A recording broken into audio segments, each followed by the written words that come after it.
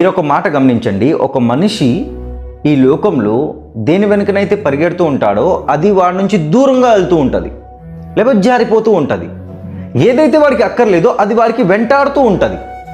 For example, మన లైఫ్లో మనకి అదృష్టం కావాలి, కానీ అది మన చేతి నుంచి జారిపోతూ ఉంటుంది. మనకి దరిద్రం వద్దు, కానీ దరిద్రం మన వెనకనే ఉంటుంది, మనకి వెంటాడుతూ ఉంటుంది.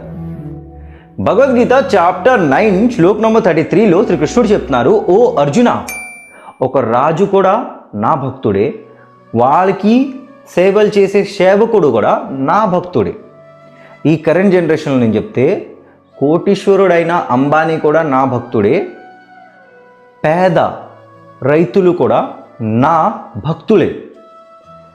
ఇక్కడ కృష్ణుడు ఒక మాట చెప్తున్నారు ఏంటంటే, మనుషులు మర్చిపోయారు వాళ్ళు నా భక్తులు అని. అందుకే ఈ లోకం వెనకన, ఈ లోకంలో ఉన్న వస్తువుల వెనకన పరిగెడుతూ ఉంటారు. ఎవరైతే నేను చెప్పిన జ్ఞానంని, ధర్మంని నేర్చుకుంటారో, అర్థం చేసుకుంటారో, నిజంని తెలుసుకుంటారో వాళ్ళు ఈ లోకం వెనకన పరిగెట్టరు, నా వెనకన, నా భక్తి వెనకన పరిగెడుతూ ఉంటారు.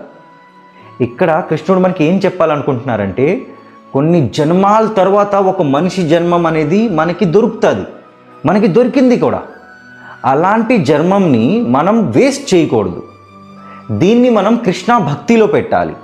కృష్ణ భక్తి అంటే ఓన్లీ కృష్ణుడు పేరు తీసుకొని పూజించుకొని రోజు మొత్తం గడిపేయడం కాదు.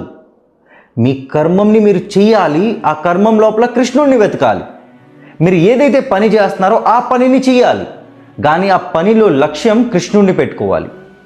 మీరు ఏ ఆఫీస్లో అయినా పనిచేసినా, ఏ గోల్ కోసం అయినా పనిచేసినా ఆ గోల్ పైన కృష్ణుడు ఉండాలి, ఆ గోలే కృష్ణుడై ఉండాలి. ఇదే కృష్ణ చెప్తున్నారు. ఎందుకంటే ఈ లోకం గురించి మనకి ఏమీ తెలియదు. ఈ లోకంలో స్పిరిచువాలిటీకి ఉన్న పవర్ ఇంకా దేనికి లేదు.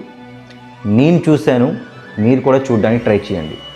అలాగే ఈ మాట అర్థమయ్యేదాకా జయ శ్రీకృష్ణ, హరే కృష్ణ, రాధే రాధే, జయ జగన్నాథ్. किं पुनर्ब्राह्मणः पुण्या भक्ता राजर्षयस्तथा अनित्यं सुखं लोकमिमं प्राप्य भजस्व माम्.